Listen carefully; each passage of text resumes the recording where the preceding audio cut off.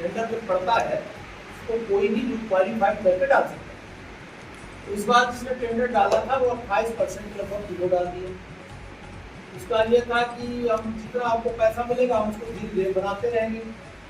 मेरे सांसद बनने के बाद उस रोड में तक पैदल 3-4 मिनट चला, और जब उसको लगा कि नहीं मुझे बनाना ही पड़ेगा तो हम घूम नहीं सकते, तो एक बार उसको कलेक्ट्रेट की बैठक में भी ले गए। उसने कहा कि हमको ये प्रॉब्लम है, हमने कलेक्टर के एसपी के सामने बैठा दिया, बोले साहब अब कोई प्रॉब्लम नहीं है, ठीक है। उसने मुझसे प्रॉमिस किया कि 15 दिन तक बना देंगे। जब मैंने प्रेजेंट किया तो पता चला इसके पास संसाधन ही नहीं।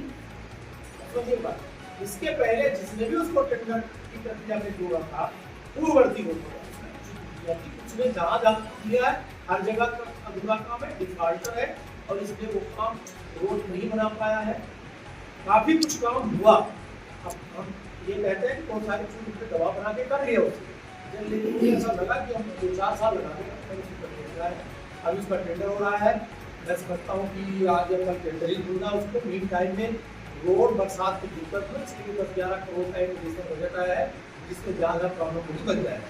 इसके लिए मैं मांग स्वीकार करता हूँ, इसमें कोई सरकार की नहीं, इसके लिए हमारे एसएससी जो माननीय लोक निर्माण विभाग के हमारे मंत्री हैं नितिन गडकरी जी ने लोकसभा में इसके भाभी की बात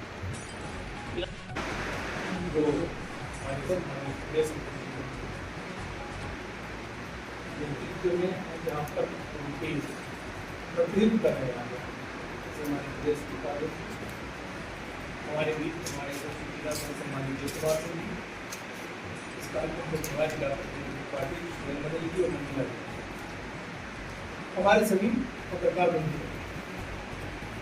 पहले तो मैं हमारे यशस्वी प्रधानमंत्री नरेंद्र मोदी जी के तीसरे कार्यकाल का 1 वर्ष पूरा हो और 11 वर्ष पूरे हो गए।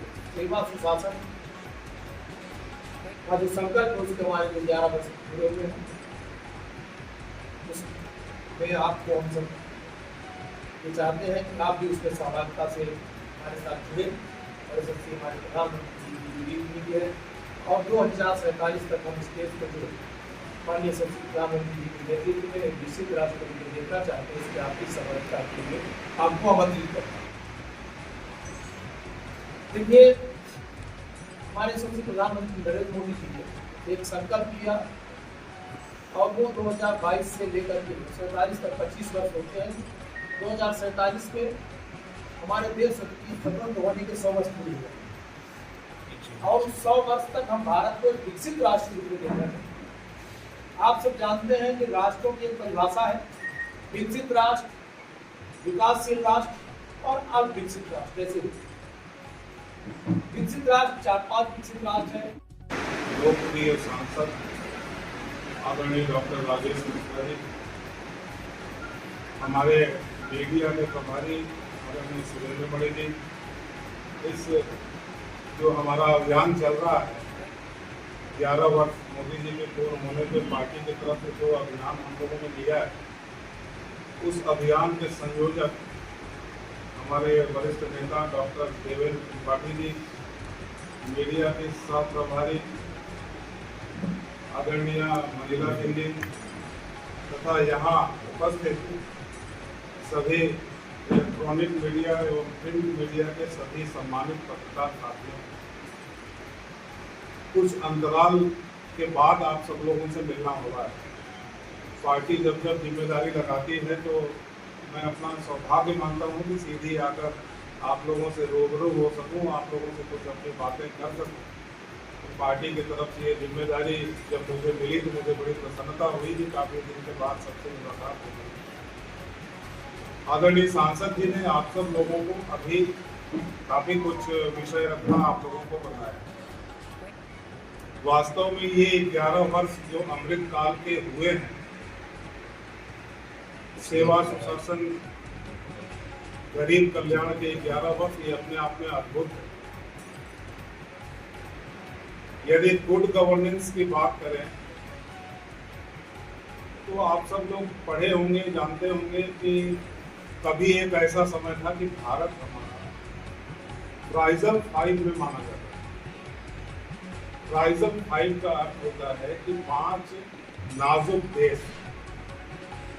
इसमें इंडिया है, इंडोनेशिया थी, टर्की, साउथ अफ्रीका, ऐसा करके 5 जो हमारे कमजोर देश हुआ करते थे दुनिया में, उनको फ्राइजल 5 का ग्रुप माना जाता है। तो इंडिया जो एक समय फ्राइजल 5 में था, और फिर आज़ादी के बाद जब पहली बार हमारी सरकार बनी, उस समय हम देश में दुनिया में 15वें नंबर पे हमारा देश था अर्थव्यवस्था। विराजमान हमारे भाजपा के माननीय कांग्रेस के हमारे लोक की सांसद पता नहीं और यहाँ पर हमारे सभी सम्मानित सरकार बंधु, मैं आप सबका स्वागत अभिनंदन करता हूँ। साथियों, विकसित भारत का अमृत काल सेवा, सुशासन और गरीब कल्याण को 11 वर्ष पूरे हुए। हमारे देश के प्रधानमंत्री नरेंद्र मोदी जी के 11 वर्ष पूरे होने पर आज पत्रकार वार्ता आयोजित की गई। इस पत्रकार वार्ता में आपका स्वागत है।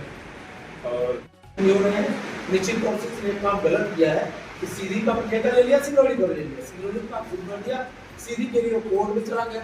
मामला जब कोर्ट में चला गया, उसमें सरकार नहीं कर सकती है, तो कुछ विषयों को लेकर कोर्ट ने उसको स्टे दे दिया। हमने कलेक्टर से एक बात कहा कि इसके स्टे की जल्दी डिबेट कराइए, इससे हमारा सीधी को नुकसान हो रहा है। हमारे कहीं फंड नहीं बनेगा, हमारे दोनों नेता में कोई बात। आवास कैसे बन पाएगा? 28,000 रुपये हाईकोर्ट में रेट मिल रहा है, आवास 1,500 रुपये ग्रामीण से तो मिलता है, कैसे बन पाएगा? आवास बनेंगे जैसे पहले बने थे दिन से बनेंगे। और इसमें हमारे जो कलेक्टर है उनके लिए छोटी तरीके से बात हो रही है, उनको हम कहीं व्यवस्था करवाएं।